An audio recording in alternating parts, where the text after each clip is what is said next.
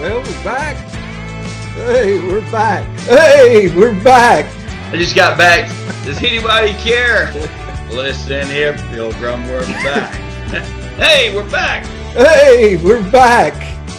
Oh, from the islands, man. Hi, from the islands. Yeah. Jamaica, man. We're back. Yeah, that's got in late last night from Jamaica. We were there for about 2 weeks sword fishing. We were fishing with Magnus trying to catch some swords. That's what they call sword fishing. That's what they told me. I paid a lot of money for it. Oh my goodness. Oh, one sword I could keep. It's the only one I caught big enough. The rest of them I had to throw back. That's what they told me, man. Hey, we're back. We're back. I just got back from filming a little part in the new upcoming Men in Black. Yeah. More like what was The Blues Brothers. Yeah, the Blues The Blues. Brothers. Yeah, man. Yeah. We need some Alexis, play us some Blues Brothers music. There you go.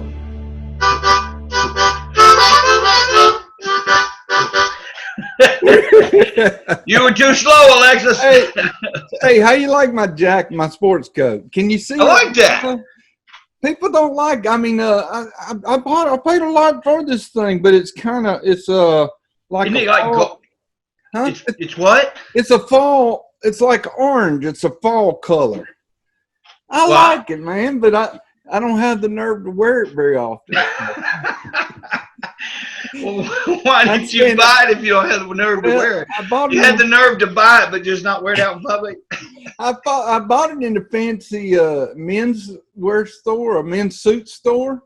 You know, a really nice place. And when I asked the guy, it was up on the mannequin real high, and I said, I like that. Let me try that on. And the guy looked at me like, buddy, I don't think you're the right color to wear that. No, you're in the wrong section, sir. Yeah. well, I think you wear it. You wear it well. Well, thank you. Yeah. Yeah, we're back with bright colored suit coats. Common Sense Cafe. Okay, we're really back this time, huh? Yes, we're. Okay, wait. You tell them we're back. We're back. We're back. Like we've never been before. Oh my goodness. I know we've been missed. I don't know what y'all have done. You've walked around without common sense for since we've been gone, but we're here to bring it right back to you. So, what have you been doing since we've been gone? What's kept you busy? What? How many years has it been? Oh. Well, a move. You made a move. Oh, I've moved a couple times. 3 times. I've let's see. Well, I drove a truck for a while. Yeah, you sure did. That's right. I think that was since that yeah. I think so. Drove Now when you talk about truck, you're talking semi. You're talking 18-wheeler. Right. Getting everybody's way out on the road. Oh, I was driving I was delivering to Walmart stores out of a Walmart distribution center. Yeah. And it was up in, was it Pennsylvania? No, not Pennsylvania. Ohio. Pennsylvania, Ohio, wasn't it? Yeah, it was in Pennsylvania, Ohio, and down in West Virginia. And man, some little bitty roads up through there. I mean, sure is. Yeah, and then it was snow. This was when was it? Was it last? No, what is this? Anyway, it was January and February, or whichever year I did it. And it was snow on the ground everywhere. We had a blizzard come through up there, and I was driving up to Cleveland, Ohio, and Anchor. Is Anchor? No, what is it? What's that other place? Cleveland, Ohio. Cleveland. Erie, Pennsylvania. I can't remember, but anyway, I was all up and down through there, and driving by the river there in West Virginia. Some beautiful sight and beautiful scenery, but it stayed wet in my truck all the time, and that's what I couldn't get used to, is that life in the truck, not the driving, but when you lay down to go to sleep, older men have to get up and go to the bathroom. Yeah, that's right. Well, you don't get out of your truck, so There's a you there's a just mental picture all of our people want to see. so oh man, I was riding with this one guy one day, and this water bottle rolled up to the front. I reached down and picked it up. It wasn't water. It was warm, wasn't it? It was warm. Like, oh man, you talk about that's before we even practiced good health since COVID's been around. Yeah. I'm like those people who said, I can't believe we weren't washing our hands before I know, COVID. yeah. So, But I did that for a little bit, then drove. yep, Then I went to Lafayette, Louisiana. Went to work with the yep, bank that's right. Yeah, there, and went to work for them in March. And in May, they told us they were selling the bank. yeah. So, But you stayed there for about a year, didn't you? well, till November. They sold That's the right. bank in September, and I stayed till November. And To November. Yep. now I'm in New Orleans. The working Big for a bank Easy. here. Huh? Yeah, the Yeah. Big Easy. Right. Back in the banking world. So, well, that's good. Yeah. What about you? Oh man, let's see. I was I was invited to be the announcer at high school girls softball, and Terry Dalton and I became the announcers at high school girls softball. And they give you this position, and they give you no boundaries, no instruction. They say just announce the game. Well, I don't know to what level they wanted announced. You know, is it number 15 coming up to bat? Looks really Name. nice, and that's that's why they keep me away from the girls softball. Amelia Harris up at bat. Mm-hmm. She swings, gets on first base. Amelia Harris on first. Number 16 up to bat. You know, I don't know what you're looking for. So they give me artistic liberty. So I call the game like it's the World Series. You know, I start calling, and it's a full count. She's back in the box. The wind up. Here comes a pitch. It's a looper to second to short field, and she's to first. She's to second. Oh no, it's an overthrown ball. She's to third. She slides into third. All right. I just got into it. So, and then we played a bunch of music for them and everything. Then recently, so I went to the auction the other day. I went to the auction, and my wife, my mother-in-law's here. My mother-in-law's been she stayed with us early on during the COVID season, and then she went back home to Oklahoma, and she came back. She's staying with us, and we were over at the auction the other day, and I spent maybe about $75, something like that, on stuff that I needed, battery chargers and just chains, and just the general man stuff. There's a chain for sale. I'm going to that auction. So I do all that, but they've got this nice flat bottom John boat there. So it's a 14-foot flat bottom John boat, so 72 inches wide. It's got a 25 horsepower engine, brand new battery and everything. Nice trailer, good tires. And they start the bidding out real low, like $800 or whatever. And nobody's bidding except for this one guy. And I'm like, I'm not gonna let him get a deal. If I can't get a good deal, I'm not gonna let the next guy. So I start bidding. And I'd set, I said, well, I'm gonna bid $1,000, and I had $1,000 cash. And I said, well, I'm gonna just bid up to $1,000. Got up to $1,000. Next thing I knew, I heard myself say $1,225. I'm at $1,225. And the guy says $1,250, and I said, I'm out of it. My mother-in-law's telling me it don't matter. He's gonna bid no matter what. He's gonna win the bid. He wants it. He's gonna win it. I said, yeah, okay. My wife's behind me telling me, if you want it, you better bid. If you want it, you better bid. And I'm out of it at $1,250. I'm like, no. And my mother-in-law, oh, he's going to bid no matter what. My wife, you better bid. If you want it, you better bid. The auctioneer asked me, so you want back in? I said, $1,275. And so I'm looking at the other guy, and all of a sudden he goes, You got So it. I wound up buying a fishing boat the other day. Well, So good, good. yeah, I reckon it is. I don't know if it's good or not. We'll see. If I have to pay to have it worked on or something, it So won't it be had a too. trailer too, huh? Yep, yep.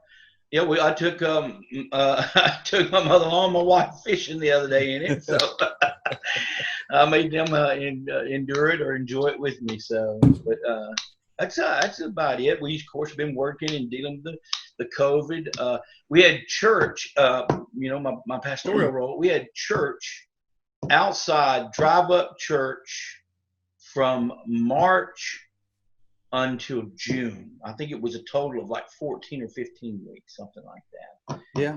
Boy, that was challenging. It was extremely challenging. I mean, in the spring, of course, the winds are rough and the weather can be inclement and so forth. But God was good, so we had outside church for about 14, 15 weeks. Well, one good thing about it is it forced you to have to put all that online now. So Yeah, So I get to see your service yeah. every Sunday, and a lot For of better or for people. I've been worse. noticing a lot of people joining in that don't live there. Yeah, we do have we have people from all over. I know we've got some from Oregon that watch, and some from Mississippi and Florida and places like that. So, and it certainly benefits our elderly. They don't have to worry about getting out and getting in any kind of compromised medical condition. So, Yeah. but Good. other than that, that's about it. We have. It's not been it's not been the super exciting life, but just that good, steady, um, living the dream kind of life. So I've been happy with it. Goats doing okay. And Man, the farm's great. So we finished our barn. We built a new barn, built all new fence. We just put in some more new fence and everything. My chickens, oh man, my chickens are just. I love chickens. Chickens are just the greatest thing in the world. I love raising chickens. So my chickens are doing good. The sheep and goats are doing good. The horses are doing good. Kim's little pigs are doing pretty good. Yeah, the only I reckon the only troubles that we've had is been my little Chiweenie dog. He's like I think he's 14 pounds, something like that, 13 pounds, something like that. mm-hmm. He keeps picking on my son's 65-pound blue heeler or Catahoula. And that Catahoula ripped his ear and put 10 stitches in the back of his Oh ear. my goodness. So, yeah, it took all I could do to get them apart. Mm. So, but that's been about all that's going on at the farm. Raising a lot of hay, a lot of new babies and everything this past year, getting ready to start the process all over again. Yeah. So, I sold one of my goats to one of our rams. We sold one of our lambs to a lady works for the health department there close to the farm, and her daughter, I think it was her daughter, son or daughter one, showed it in the county fair. So we had a little bit of recognition there, raising some good animals and getting it noticed, at the county fair. So that's pretty good. Hidden Creek Farms, right? Hidden Creek Farms. Yep. Mm-hmm. Yep. Hidden Good Creek deal. Farms. We've been doing a lot with trying to get our name out there with goats and the sheep. So if you need a goat, you call us. We'll send you one in the mail. It doesn't matter to us how you get it. We'll send you a goat. Okay, so man, the world's been falling apart without our common sense. It just seems like that's the least thing you can find out there is common sense. It seemed to happen right after we cut this off too, so we may have been. We were needed, yeah. But you're right. There just seems to be this tremendous lack of common sense. I forget who it was said that wisdom. What is it? Wisdom is common sense found in an uncommon manner, or something like that. But we don't have any, and it seems like that. The more eccentric that you think, the more polarizing you are to people. And so the wilder your claims, the more polarizing you are, and it's getting worse instead of better. Yeah. The, I think Bernie Sanders described the Democrat Party really well the other night. He said something about um, the things that are mainstream in the Democrat Party today were thought of as wild and unthought of, just a few unaccepted just a few months ago or a year ago or two. You're right, and and that leftist mentality of pushing the envelope on socialism and other aspects of government and social existence is just bizarre, and it is stuff that no American would have thought of 5 years ago, 10 years ago, 40 years ago. I told somebody the other day, I don't know if you remember this, but when we were first getting into where we were old enough to understand the political arena, you know, Carter and Reagan and all of that, the number one voting issue back then was budgetary. It was the deficit. Everybody came out and said, we're going to balance the budget. We're going to. Yep. Nobody deals with that anymore. That's something that matter of fact, I truly believe that sometimes the political arena doesn't want us to think about that, because when it's not an issue, it's not an issue, and so they spend whatever and however. Look, when you've got half the country that says, give me this, give me this entitlement, give me that entitlement, write me a check for this, write me a check for that every month, support my housing, my electricity, my phone, support me every month, and it doesn't matter how much it costs or who you take it from, just keep supporting me. Well, when you've got 50% of the nation thinking like that, I don't know how we're going to survive it. Right, and government. When I wish I could remember the people who say these things, but I think it may have been Ronald Reagan. It said, when you have a government that can give you all that you want, it can take all that you have. That's right. And government was never really designed, not our government, was never really designed to do those things. As a matter of fact, it was the Enlightenment period and John Locke and the likes of him, and the philosophical belief and the governed giving power to those who govern them. The governed has to accept or agree to who's going to govern them. It's a new philosophy, basically coming out of the Enlightenment period. And the laissez-faire approach was what they were looking for. The smallest government possible was supposed to be the best government possible, mm-hmm. allowing citizens to live out their lives without all of the government interference. And it metamorphosed into what we are today. We're just nothing like we were intended to be as far as governmentally. Oh no. All these crazy people running around saying defund the police, get rid of the police. I mean, not just defund them, they want to get rid of them. Well, if they don't like that part of the government in their life, they're in for a big surprise when they get rid of the police and all, and they want bigger government to pay for all the things that they have.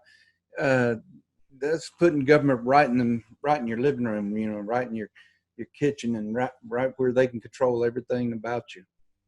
Our control government takes when they give you something, they're taking some kind of control from you. That's right. When our government is broken down in a wonderful way to where it's supposed to be from the bottom up, it's supposed to be the grassroots up, and in concept, it's a great thing. But the reason we have local police taking care of local people is because they live in that area and there's some accountability and community, and so forth. When and then when we get into bigger communities, I know that the lack of community, feeling is there. But what happens is that when we take those smaller government policing agencies and we say we no longer want them to police us, well, you don't go down. You're not going to go down and say we want this smaller government thing. You're going to give that control to a larger portion of the government. So if you're if you're a city police department, maybe you're relinquishing that power over now to the state government or whatever. Eventually, it reaches the federal level. Then what you have is you have the federal government with the ability to tax you, the federal government that polices you, the federal government that regulates your business, and so we're then at the extreme mercy of these people in the federal government who we have no term limits on, who then for a lifetime can dictate to us exactly how we're going to live. And that's their goal. They want that kind of control and that kind of financial support. Absolutely. Socialism takes away states' rights. It takes away local rights. It takes away your rights, And I'm a huge states' rights person. I believe states' rights. I believe the more local the government, the better it can be ran. And it creates competitiveness between the states. That's why people are moving today from California to Texas. Absolutely. And we should allow that control to be in the states.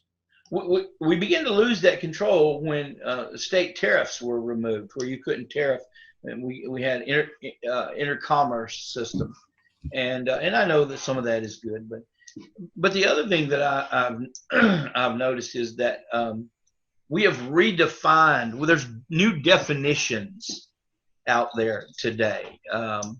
So if you're patriotic, you're no longer patriotic. You're a nationalist. And you're not rioting, you're protesting.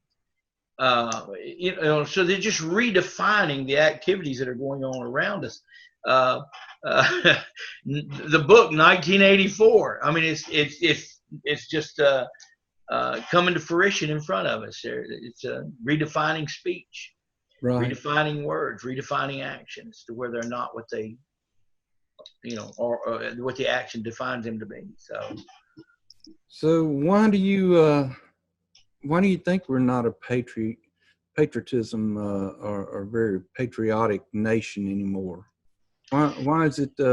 And is it fair to say that it's this new generation, the young generation that's just becoming adults? Is it that generation that is against patriotism? Or is it all generations? No, I think it really and truly, I absolutely believe that it stems, or it had its birth in the Vietnam War. I believe, Kent State issues back then, the protesting, the sit-ins, the spitting on soldiers when they're coming home.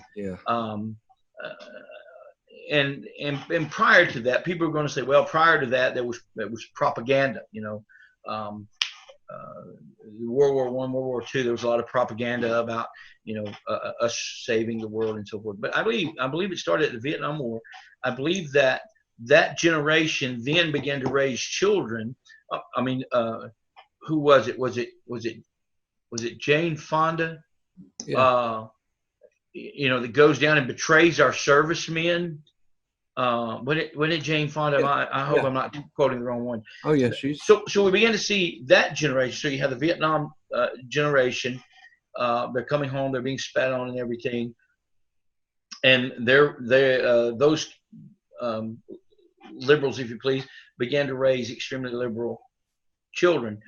And we also found that when this Vietnam era came along, a lot of what was going on was happening on college campuses. And so liberal professors were speaking socialism, basically, and talking about how wrong everything was.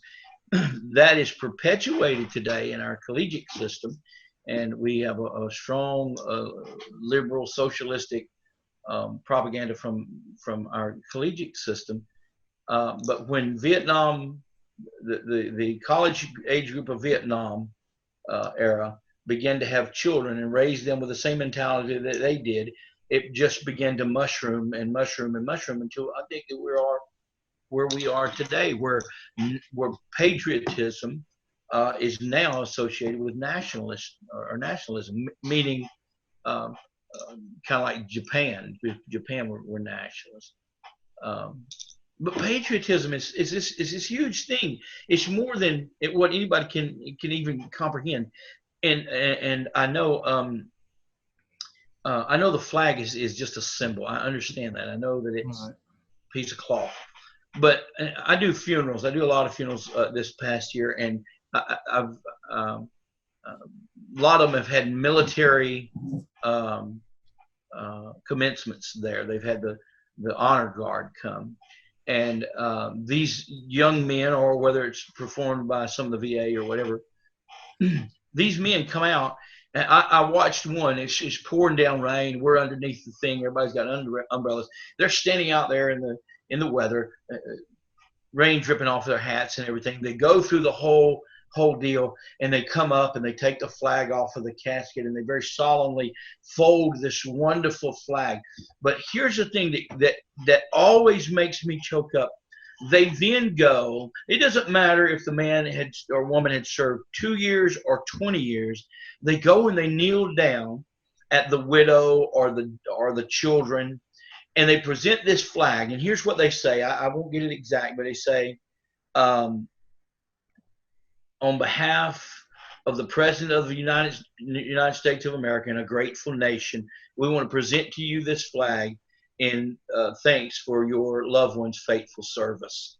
And that just touches me. That says, it doesn't matter what color you are. It doesn't matter what nationality you came from. It doesn't matter how long you've been in the United States. There is this common bond of servitude to this nation that these men and women have. And so to me, that's patriotism. And I should be proud of who I am. And when the Olympics come on, I should be rooting for every American to win. And Right. That's patriotism to me. And in today's society, that's unacceptable. Yeah. So it's a struggle. Yeah. And why this younger generation is so anti-American, I don't understand, because really we are the nation that allows them to have that kind of freedom of speech. You don't find that everywhere else. So. China is locking people up in Hong Kong that are Hong Kong just passed a law. I guess it's a law that you can't speak against the government. Yeah, you can't criticize the government. Yeah, and I don't. People disappear. A lot of nations out there. You speak against that nation, and you're a citizen of that nation, you disappear. And I don't believe in any way that we should get to that point. I do, however, believe that there is a level of respect that's deserved for certain positions in the United States. And the President of the United States deserves a level of respect. He should give it in return. I think that he should be respectful as well. But when a reporter asks the President a question, it should be done respectfully. When he asks the Vice President a question, it should be done with respect for the position, if not for the person. Right. And I think we've lost a lot of that. Yeah, I agree. So, yeah. And it amazes me. we are the blamingest people. I think that any generation I've ever even heard or come in contact with. It's never our fault. It's always somebody else's fault, and we have to have someone to blame. And it amazes me how it reminds me of people who get mad at God because something bad happened. Mhm. And I always tell him, I said, wait a minute, if you're going to get mad at him for something bad happening, you've got to give him credit for everything that good that happened. You can't have it, Yeah. so I'm amazed at how quickly we reach to blame someone, and how that certain positions in the United States are easy scapegoats for that. Mhm. Oh, the liberal media can't give him credit for anything. Can't give President Trump credit for anything. And that Obama spent 8 years criticizing Bush, blaming everything on Bush. Um, Everything, after a while, it's yours. Yeah, that's right. Yeah. You take over, and you give a few months or so, and blaming the uh, people before you, but after a while, it's yours. You got to do something with it. And they never did. They just continued to blame Bush for the problems of the nation and that the administration faced. And then everything they did do was in secret. It still bothers me today. Why? How can a president authorize taking pallets of money to Yeah. our enemy, Iran, and dropping it off over there, pallets and pallets of money? What was it? Was it 2 billion or 10 billion? I can't remember how Oh, it's much. billions of dollars. Yeah. I was It's a thinking lot of money. 400 or something like And that. what are they going to use it for? They're going to use it to build nuclear uh, weapons to kill us with. It's ridiculous. How Like, can that be done? And they get away with it. And yeah. if this administration had done it, they'd have strung him up. Yeah. Yeah. It's, well, certainly there's a double standard there. And then it amazes me how, after being blamed by the Obama administration for so many years, Bush turns around and becomes Their guy. a supporter of that political Oh regime. yeah, yeah. So, He never spoke out as much as I can remember, and I haven't seen anything to lately to contradict it. But he didn't speak out against Obama when Obama was president. right. But now Obama, all along, has spoken out against President Trump and criticized the things he's done. Yeah. And it's just senseless. And Trump makes an easier target because he's not politically correct. He doesn't. Yeah. He doesn't fit the mold of politics. But here is again, I find more fault with Congress than I do anybody. The presidents come and go, 8 years at the most. They're the things that they have the most power, the way that they can influence America the most, probably in two different ways. One is the judicial system by the appointment of Supreme Court justices. Not every president gets to do that, but he does get to appoint lower justices. So that's probably number one, because the justices interpret law. So every law that's made on Capitol Hill, the Supreme Court justices get to determine how that is going to be interpreted. The other thing is executive orders. I think there's been an abuse of executive orders of late in the last.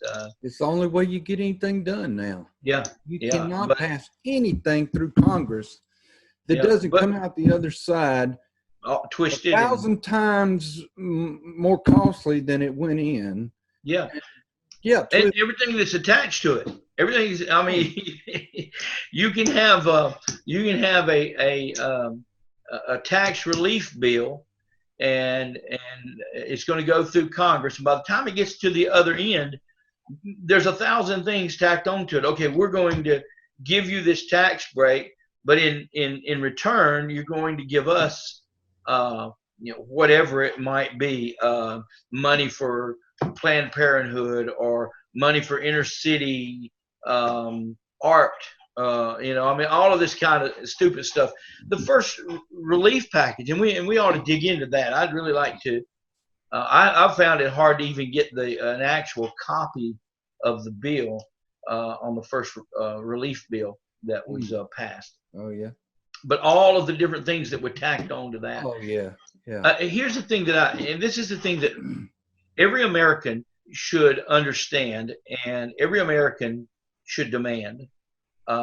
We need a referendum on the ballot for term limits on Congress, and here's why. Number one, if they're not crooked when they go in, they're crooked after they get there. Right. Obama went into the presidential position worth less than $1 million. He came out worth more than 12 million. His wife was worth 11 million. There's some crooks going on there. Almost every individual that goes into Congress, goes into the political system, it takes them 2 to 3, maybe 4 years before they're a millionaire. There is some underhanded stuff going on there. That's number one. They're crooks. They need to be set down and governed. Number two is, and the minorities should listen to this. The best way for minorities to be involved in government in a more active way, in a more progressive way, is to put term limits on Congress, because then there's a constant shifting in the voting. There's a constant shifting in who's eligible to run. There's this constant shifting, and the minorities then would have the ability to get more and more minorities elected. And thirdly, we have antiquated ideas. You go back to Hillary Clinton, for instance. If you go back into the 80s and the 90s, she said, I'm for this, this, and this. And then you go into the early 2000s, she's for the exact opposite of what she was in the 80s and 90s. Oh, yeah. You can go back to the probably one of the strongest and most recent things that we've dealt with is the same-sex marriage and what was it, the sanctity of the husband and wife being. She was against same-sex marriage in the 80s and 90s and for it in the 2000s. And of course she would say, well, I understand it better or whatever. No, that's what it took for you to get elected. I want to say whatever I got to say to get elected. But if we put term limits on that, people can go in there and be what they really are because they know they're limited.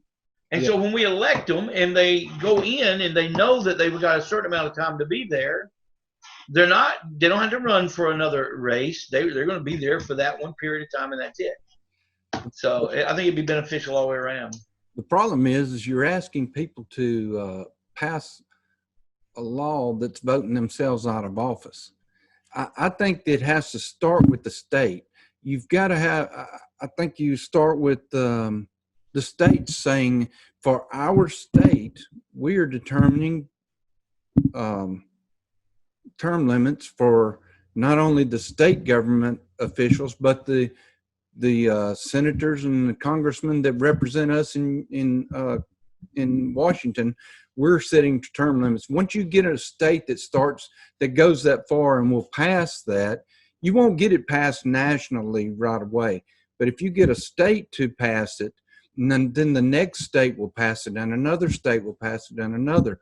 And it has to spread like that. I don't think we can do it nationally right from the beginning. Well, I think it has to be a referendum. I don't think we can do this from a legislative standpoint. I think every individual in that state or whether it's a national referendum or whatever, I think it has to go to the ballot. I think the people have to be able to approve this. So I don't think that this should go to the legislature because they're never going to approve something that's going to cut off the money in their life. Right, right. So, it has to be on the ballot. We have to be able to vote for it. Right. Another thing I was thinking when you were talking about nothing getting done in Congress, we were talking about that a while ago. There's only one way to get something actually done in Congress as far as laws passed that are going to be beneficial, and that is you have to have the support, and this is they haven't done a good job of this in the past either, but you have to have the House, the Senate, and the presidency to get something really done. I agree. And we say, well, there's been times they've done, yeah, they sit on their butt and they drug their feet and didn't get things done. You know, I think sometimes the Republican Party, they're so scared to look like they're dominating. They're so scared to look like they're stepping on anybody else's heels, but the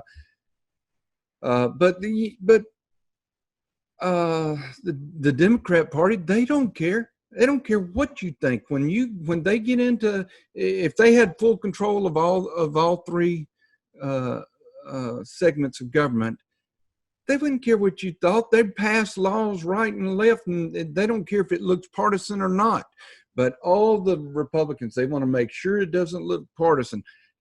Forget that. Do what is right for the people, and no matter what it looks like, that's what you're sent there to do, is vote for what is right. Well, you're elected by a group of people that have a particular mindset.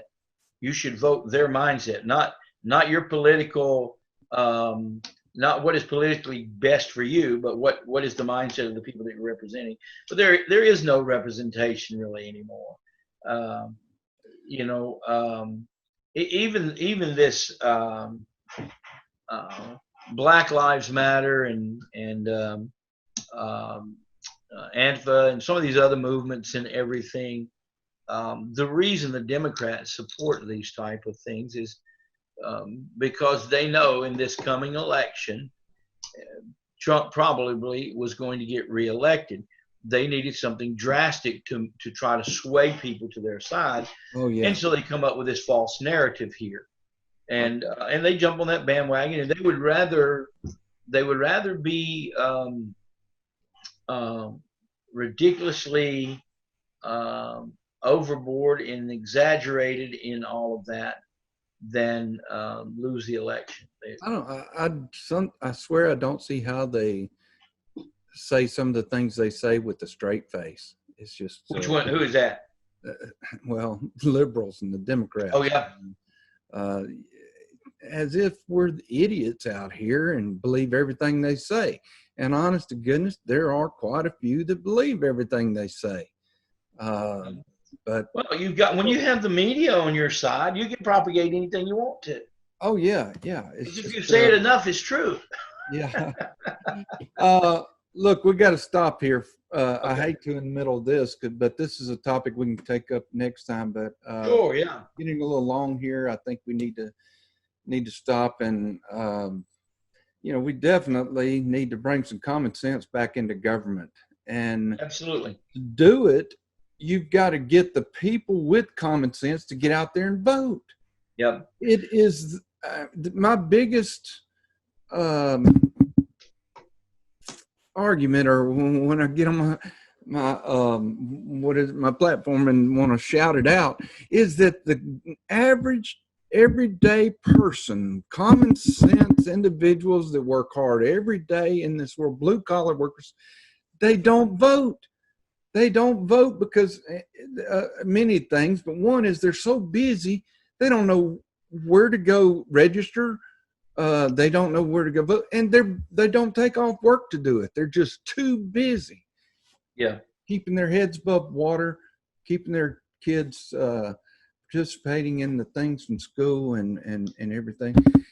But anyway, that's another topic for another time. The president may be elected by the unemployed then. They're the ones that have time to go vote. Hey, it's been good. Yeah. To get back here and do a little bit of this. And someone said, I do a lot, or I did. I've slowed down a lot lately, posting on Facebook. Intentionally, I've slowed down.